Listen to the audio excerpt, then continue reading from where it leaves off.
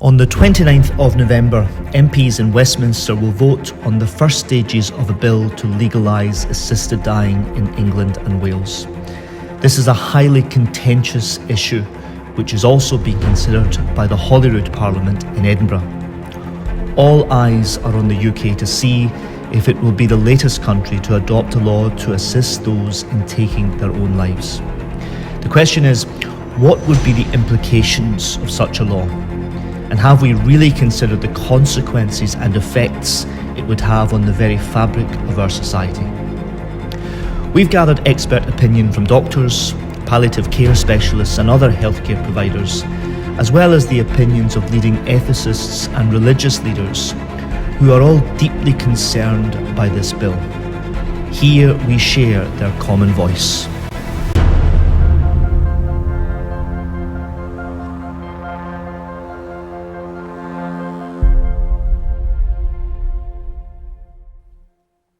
Today's debate about assisted dying often comes packaged in the way of many things these days, centred around human rights.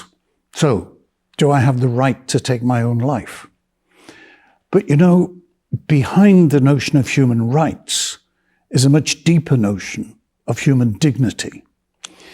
Rights are bestowed on somebody by a law. Dignity is innate within the human person. Dignity can only be recognised or ignored, but it's not in the gift of a government or a state to grant dignity to somebody. So when we go through the issues to do with assisted dying or assisted suicide, we've got to keep a firm grasp on the notion of dignity given to a person by a creator, and then that's how we live. What is the reasons that people are seeking assisted suicide or euthanasia? Because the way this is sold is that people are dying painful deaths and this is just about being compassionate and allowing people not to have a painful death. But actually, when you look at the statistics, we find that the real reasons that people are seeking this has got very little to do with pain or even fear of pain. There's one view that says compassion is just allowing someone to die, to end it all. If their suffering is too great, to end it all for them, to end it all for us. But we think that's the wrong idea of compassion, because compassion literally means to suffer with, to carry the cross with another person. And so we would say the humane understanding of compassion is to bear someone's suffering if they're old, they're elderly, they're sick, they're dying, to be with them, to accompany them right to the very end. Nobody knows what day is going to be your last day. It could be the last day for any of us, but we know that every day until that last day can be good when people are given proper palliative care. One of the most grave concerns people have about this bill, despite its proposed safeguards, is that it will harm already vulnerable and disadvantaged groups, especially the disabled. Could it be that an assisted dying culture quickly turns the right to die into an obligation to die?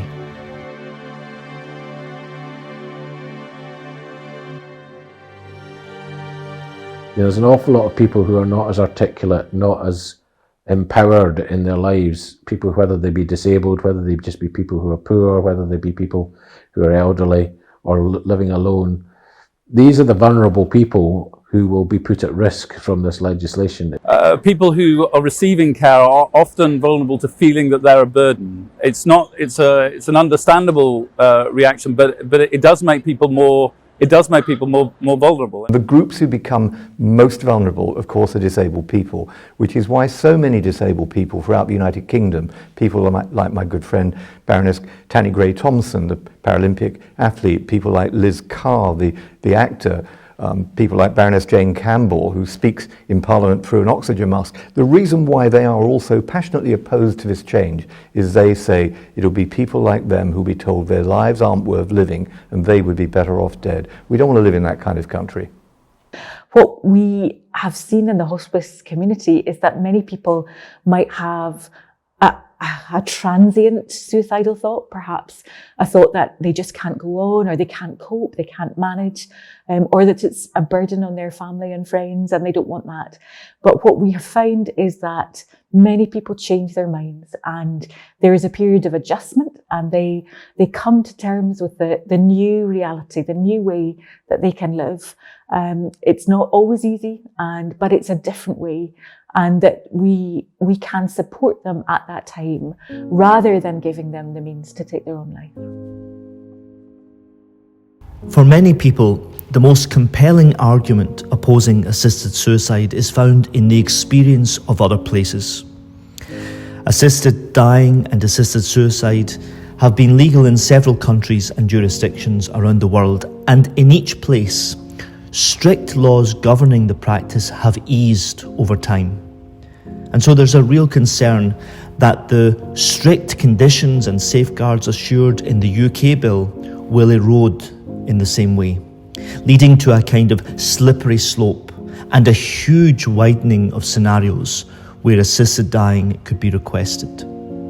The continuous liberalisation of assisted dying in other places forecasts what's likely to take place here, and this is a huge concern to many. One of my biggest misgivings about this legislation throughout is that safeguards don't work. You only have to see what's happened in Holland and Belgium and Canada and other jurisdictions that have introduced these changes. The safeguards are not worth the paper on which they're written. We're hugely concerned about developments, for example, in Canada, where we found that what was proposed as a tightly drawn bill, as this is suggested to be, has actually been extended really quickly.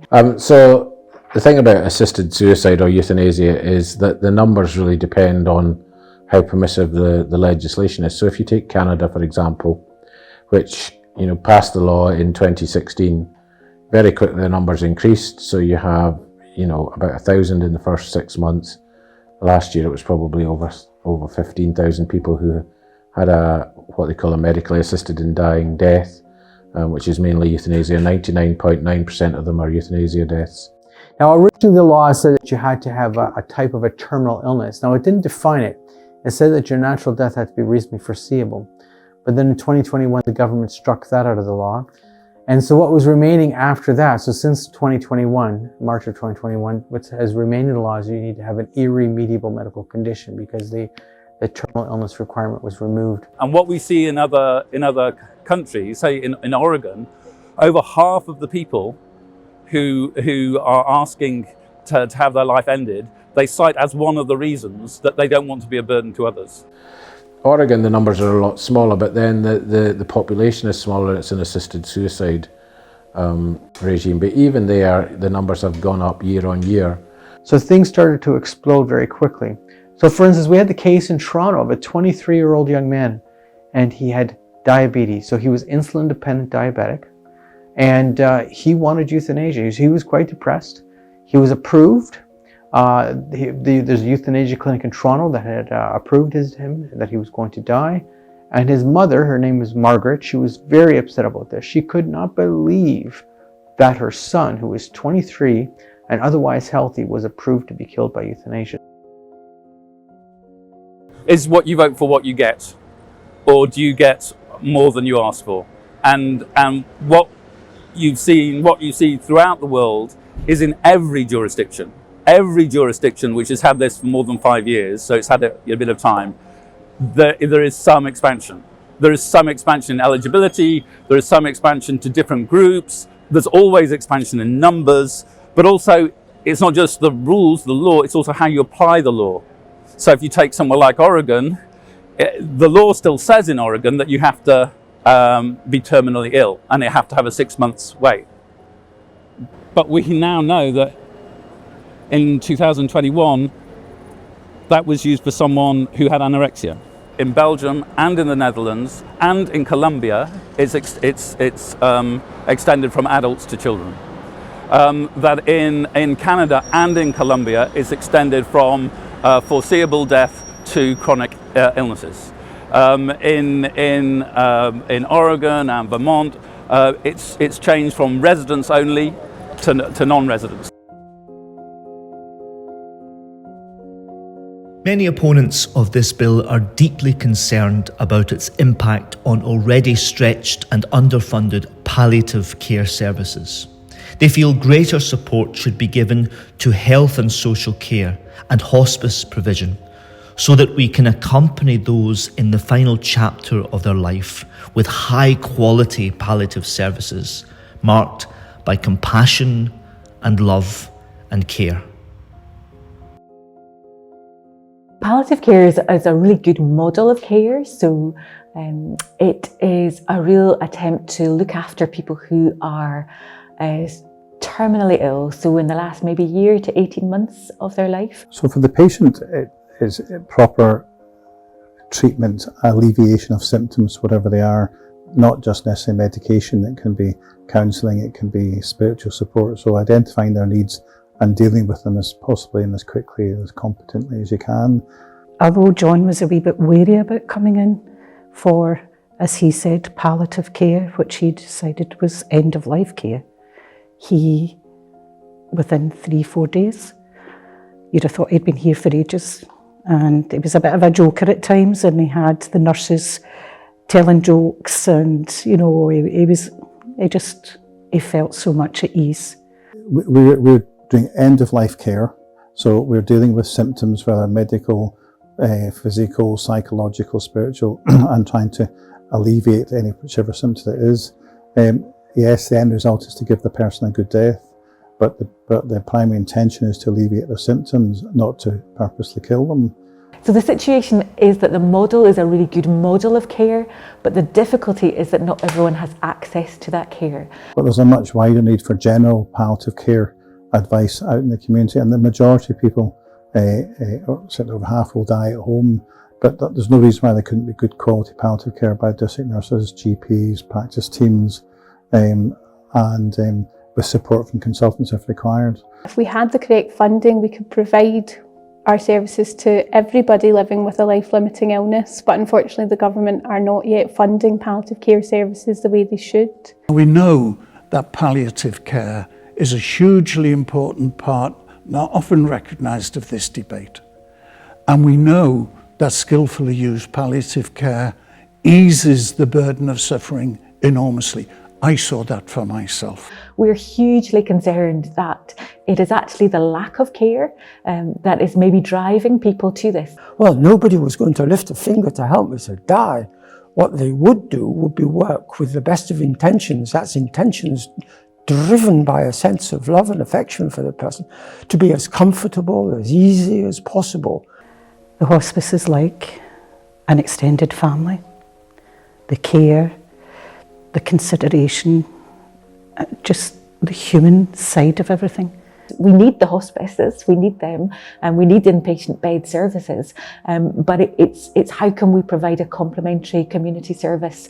And my fear is that if we go down this road of assisted suicide, which is a cheaper option, then there will be less investment in palliative care, and that would be a great pity indeed.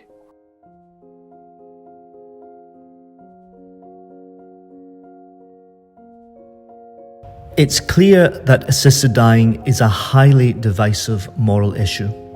Adopting a new law which would allow an individual to be helped to effectively commit suicide changes everything. It changes the role of doctors who have pledged to do no harm. It rewrites the very idea of healthcare, and it disturbs the moral foundations on which society is built. As human beings, we rely on each other to do no harm and to respect the unique dignity of every human person. This has always included supporting each other in the journey from life to natural death. Is this the moment when all this changes forever, for ourselves, for our children and our grandchildren?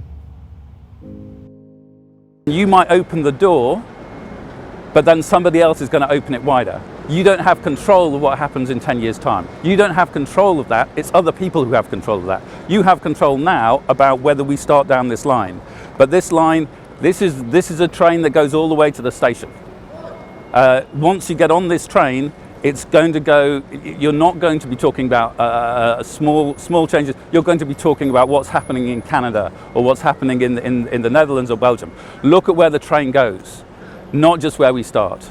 And that's something that really politicians need to take responsibility for what will happen, what is likely to happen in the future. And we can see it, it's not just speculative, we can see it in other countries. One of my biggest misgivings about this legislation throughout is that safeguards don't work. You only have to see what's happened in Holland and Belgium and Canada and other jurisdictions that have introduced these changes. We should be careful what we wish for, because even though this bill will be framed with considerable safeguards, we know from around the world where other nations have enacted this kind of legal right to die, that it's expanded. Those safeguards slip away, and all sorts of reasons are used in other countries why a person may take up the right to die, because they're in a very profound depression, because even they're struggling with anorexia. There are all sorts of accounts which are very disturbing. So please do take some action and write to your MPs. Engage in debate, engage with people.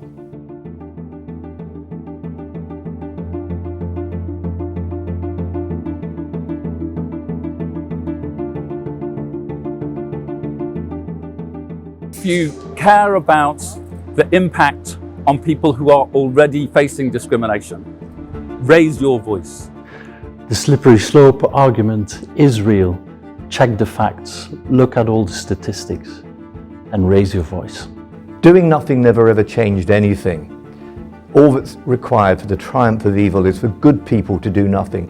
Raise your voice for the vulnerable. Write to your Member of Parliament and urge them to vote against this legislation. The bill, which is coming before Parliament shortly, says it has lots of protection, but experience shows that those protections slip by. I would oppose this bill. Just be very careful what you wish for. And now, please, raise your voice.